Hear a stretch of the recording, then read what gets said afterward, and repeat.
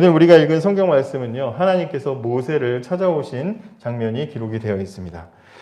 모세의 이때 나이가 80세라고 하죠. 80세 정도 나이가 됐으면 한 사람이 80 정도 살았으면 뭐 자녀도 어느 정도 있고 재산도 어느 정도 또 거느리고 있고 또 일을 돕는 이렇게 종들도 좀 이렇게 있으면서 이 시대에 그러면서 이제 그렇게 살아야 되는데 오늘 이 3장을 여러분들이 성경 펼쳐놓고 잘 보시면 모세가 80세인데 어떻게 하고 있는지 지금 소개를 하고 있어요.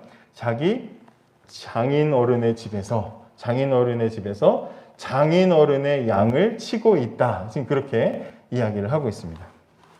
자기 것도 아니고 장인 어른의 양을 치고 있다. 그러니까 신세가 별로 그렇게 좋지 않다는 것을 우리가 짐작을 할 수가 있죠.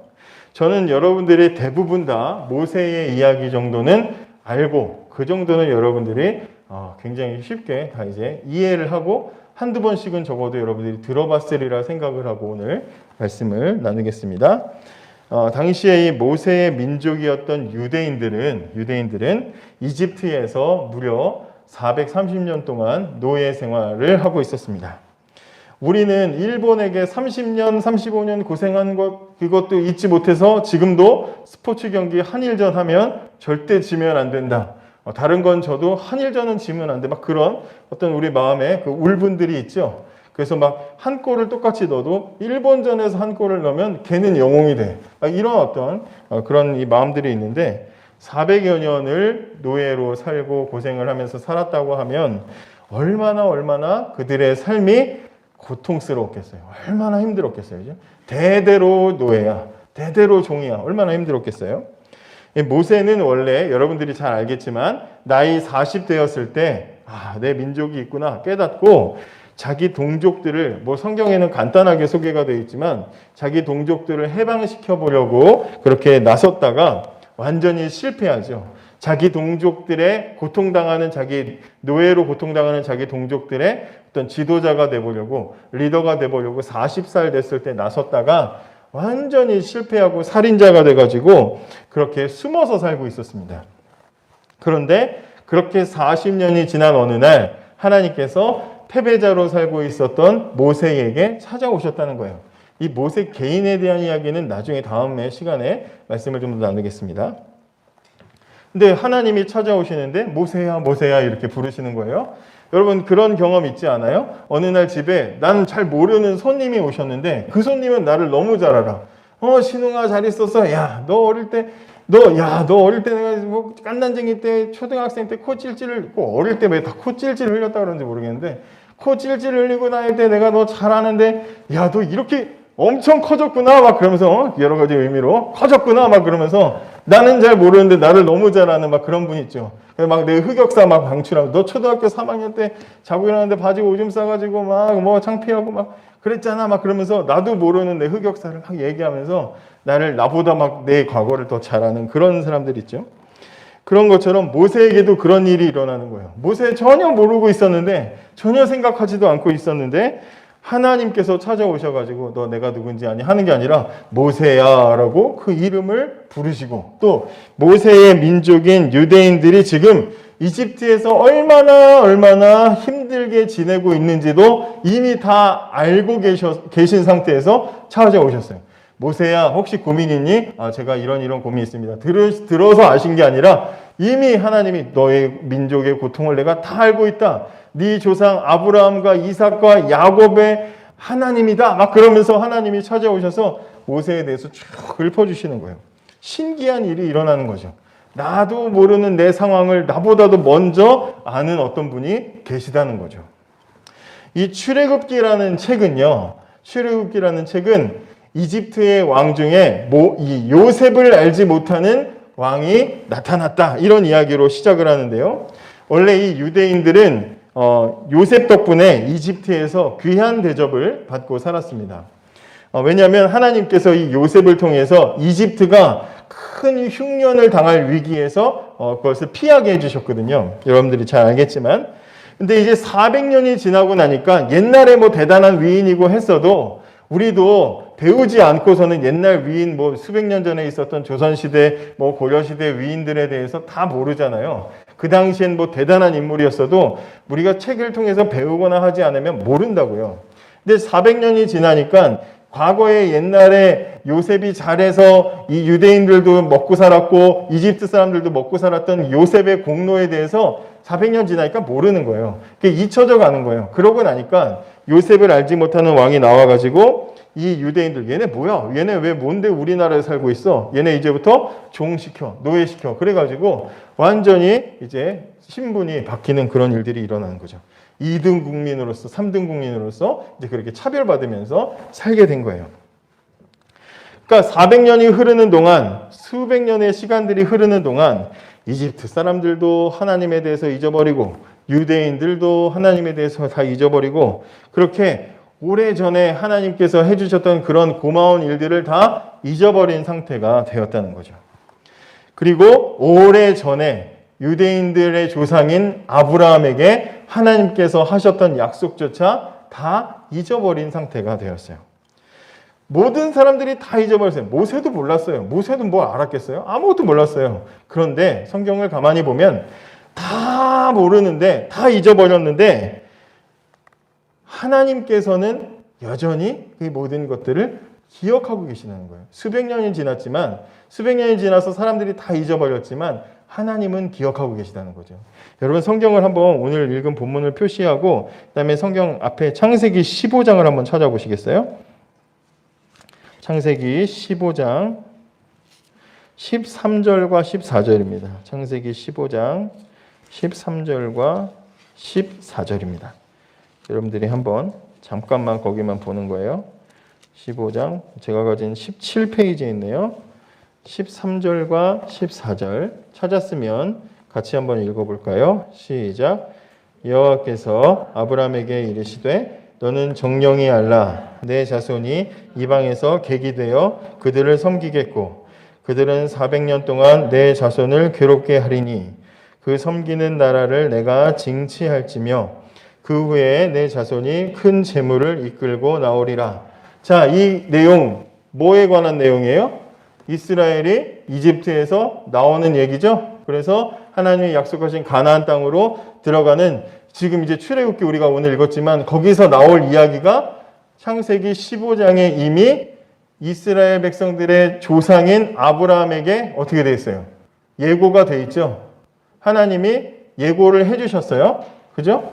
수백 년 전에 거의 한 600년, 700년 전에 하나님이 예고하셨다고요. 야, 니네 후손이 400년간 어디 가서 노예 생활할 거야. 어디 가서 그냥 2등 국민으로 아주 비참하게 살 거다. 근데 그 뒤에 내가 다 이끌고 나올 거야. 보상 다 받아가지고 내가 아주 그냥 돌아오게 할 거야. 그러면서 하나님이 창세기 15장에 다 약속을 이미 해주셨다는 거죠. 수백 년이 지나서 이집트 사람들도 잊어버렸고 유대인들도 이 사실을 다 잊어버렸고 모세조차 이 사실을 잊어버렸지만 누구는 기억하고 있어요? 하나님은 여전히 수백 년 전에 이 약속을 기억하고 계시다 이 말이에요. 하나님은 생생하게 그 약속을 기억하고 계셨어요. 유대인들은 비참한 노예 생활하면서 절망에 빠져가지고 그런 거 생각할 겨를은 없었고 모세는 아무것도 할 수 없는 80세 노인이 돼가지고 좌절하고 있었지만 하나님은 여전히 이 약속을 잊지 않으시고 유대인들을 완벽하게 구원하실 그 계획을 천천히 준비하고 계셨다는 거예요. 그게 중요한 겁니다.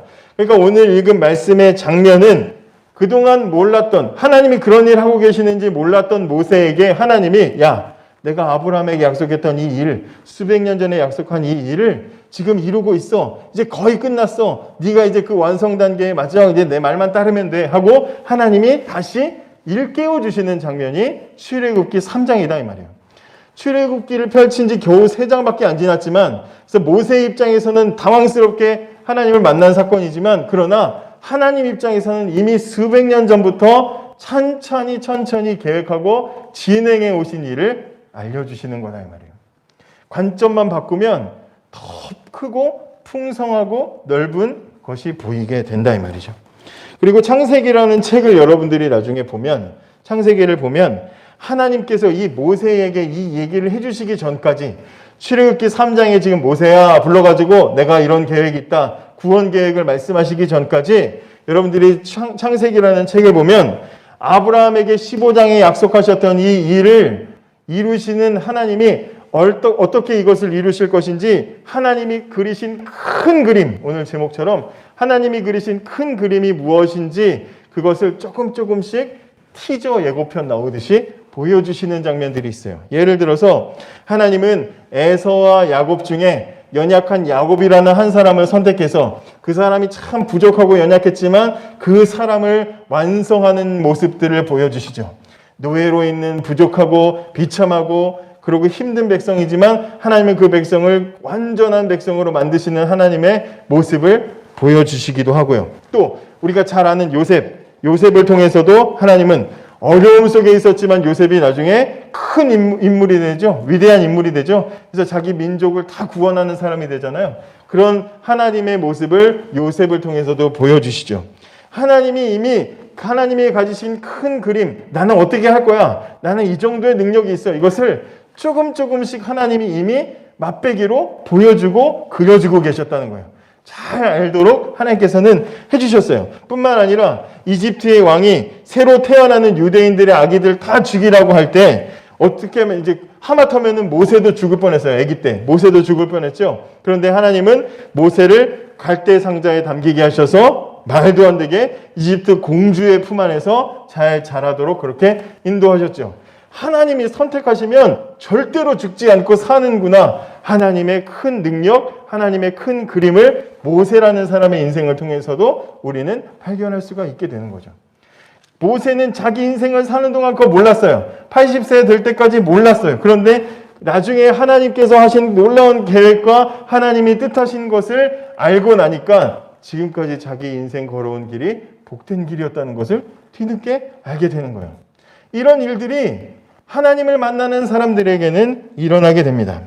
자기 인생에 자기가 보던 그림보다 자기가 자기 인생을 기억하고 있는 것보다 더 큰 그림이 내 인생에 그려져 있다는 것을 하나님을 만난 뒤에 깨닫게 되는 거예요. 주보의 표지 그림처럼 손 안에 있는 이 틀만 봐서는 조그맣게 나무 바다도 조금밖에 안 보이고 이 나무 틀 안에서만 보면 돌밖에 안 보여요. 그런데 그 틀을 버리고 보면 크고 넓고 광대한 바다의 풍경을 볼 수 있는 것처럼 말이죠. 그동안 모세는 좁은 자기 인생만 보면서 실망했지만 하나님을 만나서 인생의 큰 그림을 발견하게 됐어요. 그 전까지 모세는요, 불평과 불만 속에 살았을 거예요. 답답한 삶을 살았을 거예요. 왜? 많이 설명하고 있지 않지만 모세가 지금 오늘 3장 1절, 2절 여기만 봐도 모세라는 사람이 어떻게 지냈을 거라는 걸 우리가 충분히 짐작할 수 있어요. 원래 이 중동 지방에서 양치는 일은 집안에서 아주 큰일 할 사람, 대단한 사람이 하는 게 아니라 제일 하찮게 여기는 사람이 양치는 거야. 중동 지방에선 그래. 그래서 여러분 다윗의 8 형제들이 있을 때 사무엘이 왕이 될 사람이 있다고 그 집에 2세 아들들 중에 왕이 있다고 그래서 찾아오잖아요. 다윗 집 찾아오잖아요. 그때 아버지가 이 2세가 다윗은 아예 부르지도 않고 다른 형들만 먼저 불러가지고 그 앞에 이렇게 나오잖아요. 그때 피가 없다고 생각해서 다윗을 안 불렀는데 다윗 그때 뭐 하고 있었어요? 양치고 있었어요. 집에서 양치는 사람은 하찮은 사람, 정말 잉여 같은 애, 그런 애가 그거 하는 거예요. 그런데 지금 모세가 80세 된 노인인데 그걸 하고 있었다는 거예요. 뭐예요? 잉여 같은 삶을 살고 있었다는 거죠. 보잘것없는 삶을 살고 있고 패배자로 실패자로 살고 있었어요. 그런 이야기들은 나중에 또 기회가 되면 설명을 하겠지만 인생에 가치가 없다고 생각했어요. 내 인생은 실패했어. 40세에 내 인생은 끝났어. 그때 내가 어떻게 해보려고 했는데 안 된 그 이후로 나는 끝이야. 그렇게 생각하고 무려 40년을 그렇게 힘들게 살았어요. 그런데 하나님을 만난 뒤에 그제서야 자기 인생의 가치를 깨달았어요. 내가 그렸던 내 인생에 내가 봤던 그림보다 훨씬 더 큰 그림이 그려져 있구나. 내가 하나님의 큰 구원의 그림 속에 마지막 퍼즐로 남아 있었구나라는 것을 깨닫게 되었다 이 말이죠. 그래서 모세가 알지도 못한 때부터 하나님께서는 유대인을 구원하실 계획을 세우시고 모세를 정하셨다. 그게 10절이죠. 10절 다시 한번 읽어볼까요? 10절 시작. 이제 내가 너를 바로에게 보내어 너로 내 백성 이스라엘 자손을 애굽에서 인도하여 내게 하리라. 내가 너를 보내어 이스라엘을 인도하게 하리라. 하나님께서는 큰 그림을 그리고 계셨다는 거죠. 제 지난주에 안경점에 가서 이제 안경을 새로 맞췄는데요. 거기 이제 안경 만드느라고 좀 기다리는 동안 뭐 여러 가지 안경테들이 있어요. 근데 그 중에 정말 신박한 게 있더라고요. 이렇게 지붕같이 생긴 게 있어. 그래서 이렇게 안경을 쓰면 앞이 보이는 게 아니라 이렇게 누워서 TV 볼 때 고개를 들어야 되잖아요. 근데 이 안경을 쓰면 그냥 누워 있어도 TV가 보여. 핸드폰을 이렇게 하고 있으면 누워 있어도 핸드폰이 보이는 아주 정말 갖고 싶은 그런 안경이었지만 사주지 않았어요. 그런데 어쨌든 그런 안경이 있더라고요. 근데 이 안경에 단점이 있어. 단점이 뭐냐면 이 안경을 쓰면 누워서는 TV 보는 건 좋은데 이 안경을 쓰면 앞을 못 봐요. 못 걸어 다녀요. 여기 내 발이 보여, 내 다리가. 그래서 걸어 다닐 수가 없어요. 그래서 아무리 내가 뭐 키가 크든지 뭐 까치발을 하든지 고개를 돌려도 내 발이나 내 주변밖에는 보이질 않아서 앞을 걸어갈 수가 없어요, 이 안경은.